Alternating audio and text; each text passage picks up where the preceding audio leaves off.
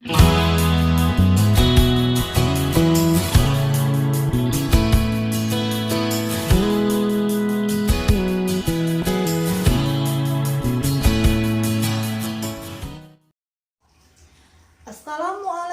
warahmatullahi wabarakatuh.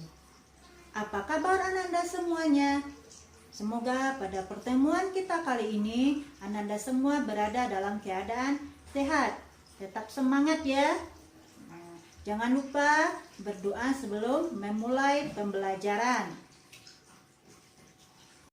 Hari ini kita akan belajar bersama tentang kalimat deklaratif atau deklaratif sentence. Sebelum memulai pembelajaran, kita lihat terlebih dahulu tujuan dari pembelajaran kita. Setelah mempelajari materi ini, peserta didik mampu menentukan kalimat deklaratif dengan rasa ingin tahu, responsif, bertanggung jawab selama proses pembelajaran, dan bersikap jujur, percaya diri, serta pantang menyerah. Pernahkah Ananda mendengar kata deklaratif atau deklaratif sentence? Nah, perlu Ananda ketahui bahwasanya berdasarkan fungsinya, sebuah kalimat dapat dibagi menjadi 3 macam. Yaitu yang pertama kalimat imperatif, yang kedua kalimat deklaratif, dan yang ketiga disebut dengan kalimat interrogatif. Nah, pada pertemuan sebelumnya kita sudah membahas kalimat imperatif beserta dengan hal-hal yang ada di dalamnya.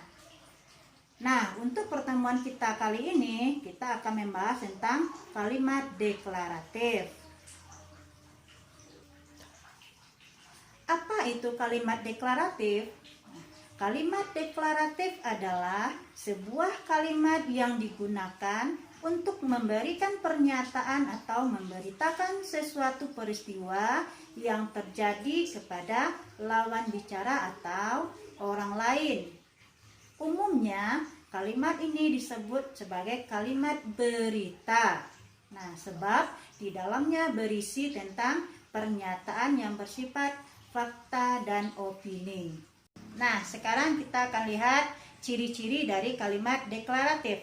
Nah, mana saja yang merupakan ciri-cirinya? Yang pertama, intonasi nada yang digunakan pada kalimat ini bersifat netral dan tidak ada bagian yang diutamakan. Yang kedua, terdapat bagian dari kalimat ini yang dijadikan sebagai inti dari mata pembicaraan.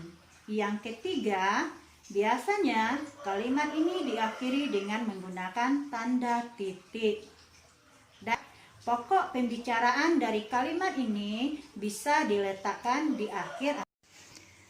Kalimat deklaratif memiliki fungsi yaitu 1.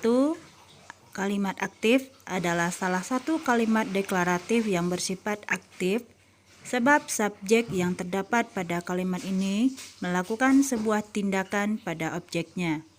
Contoh, Tina dan kakaknya pergi berlibur ke wisata Bendungan Batu Tegi minggu lalu.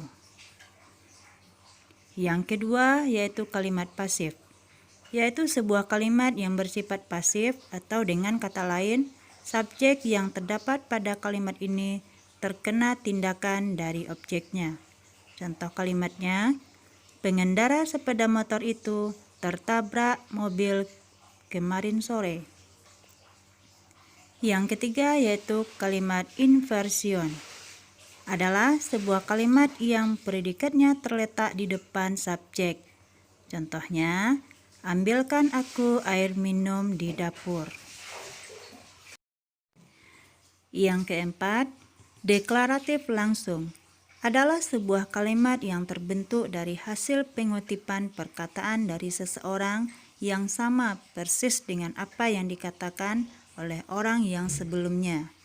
Contoh kalimatnya, Ibu berkata, kita akan segera berlibur ke Pulau Dewata, Bali.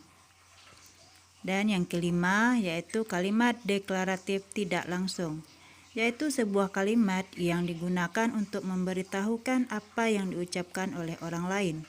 Contohnya, Tiara berkata bahwa kakaknya sudah melahirkan bayi kembar. Contoh kalimat deklaratif beserta pola kalimatnya. Pertama, Lina tidak datang ke sekolah hari ini. Pola kalimatnya, subjek yaitu Lina, predikat yaitu tidak datang, dan keterangan ke sekolah hari ini. Contoh yang lain, segala sesuatu yang diinginkannya sudah dipenuhi oleh ayahnya. Pola kalimatnya, subjek yaitu segala sesuatu yang diinginkannya, predikat sudah dipenuhi, dan objek oleh ayahnya. Pola kalimat deklaratif dapat kita ubah seperti contoh, Ibu dan aku pergi ke pasar tradisional pada hari Minggu pagi. Itu pola kalimatnya, subjek, predikat, dan keterangan. Dapat kita ubah menjadi pada hari Minggu pagi ibu dan aku pergi ke pasar tradisional. Itu keterangan, subjek, dan predikat. Nah, contoh yang lainnya, di depan rumahku terparkir mobil tetangga. Pola kalimatnya, keterangan, predikat, dan subjek. Dapat kita ubah menjadi mobil tetangga terparkir di depan rumahku. Pola kalimatnya, subjek, predikat, dan keterangan. Bagaimana Ananda? Sudah pahamkah dengan kalimat deklaratif? Untuk menambah pemahaman Ananda terhadap materi ini, coba kerjakan latihan berikut.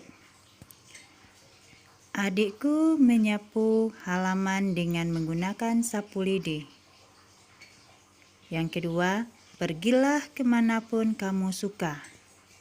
Yang ketiga, ayah dan adik sedang memberi makan ayam kesayangannya. Yang keempat, nikmatilah semua uangmu semaumu. Yang kelima, nenek berkata, kakek kalian sedang sakit dan dirawat di rumah sakit. Nah, tentukanlah manakah di antara kalimat tersebut yang merupakan kalimat deklaratif. Berikan alasan.